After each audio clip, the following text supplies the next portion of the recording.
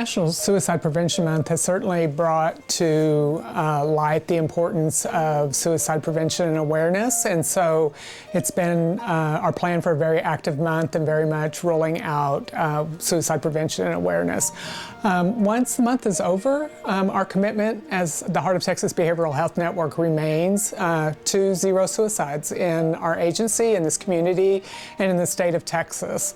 The chances of having zero suicide is pretty slim, but the closer we can get to that number, the better off I think everybody will be. And so it is our goal to train people in all of our staff and then in our community in how to ask about suicide, because that's the first step in prevention.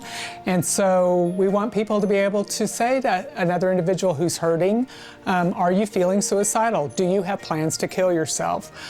We feel like if you can ask that question, you're on the road to helping people make different choices and to see and know that there are other ways of dealing with the pain and the hurt that you're feeling at that time.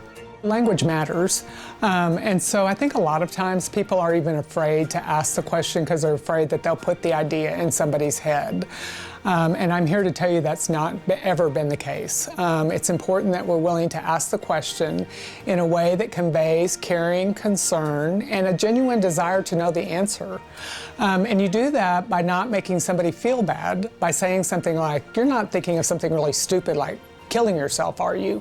Because that's implying to that person that you think they're stupid. And we want to be careful not to do that. So we just want to simply ask the question, are you feeling suicidal? Do you have plans to kill yourself? Do you feel like you want to take your life? Do you feel like you want to go to sleep and never wake up? All of those are appropriate ways of asking that question, as opposed to implying that a person doesn't have any sense about their life and what they're feeling. Most people who are feeling suicidal are feeling so because they're experiencing a tremendous amount of pain and suffering that can come from many different aspects of life. It can be a medical reason, it could be a psychological reason, it could be a loss that you've experienced of your job, of a loved one. It can be financial loss. There are a lot of reasons that people get into a situation where they feel a tremendous amount of pain and suffering. And it's at that time that suicide appears to become an option for them. And we're here to say that we care and we want you to live, and we are going to give you a different way of thinking about this, in a way that takes away that pain and that suffering. And we're going to do that by starting out by asking you, are you suicidal? Do you want to kill yourself? Do you want to go to sleep and never wake up? And if the answer is yes, that's okay. And let us continue to talk to you about that until the answer is not yes.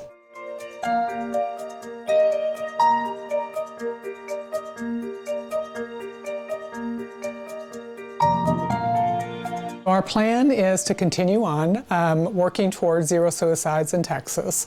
The way we're going to do that in our agency is we're going to train all of our staff in Ask About Suicide to Save a Life, AS+K, to save a life. Once we've completed that, we're going to offer additional training and support to people who work directly with our consumers and people in the community around the issue of suicide and how to best handle and direct people so that you know what to do if you do have somebody that is suicidal.